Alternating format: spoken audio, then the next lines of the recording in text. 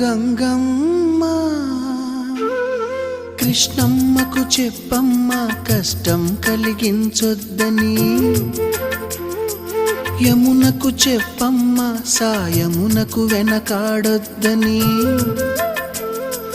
గోదారికి కావేరికి ఏటికి సెలయేటికి కురిసేటి జడివానకి దూకే జలపాతానికి నీతో బుట్టులందరికీ చెప్పమ్మా మా గంగమ్మ.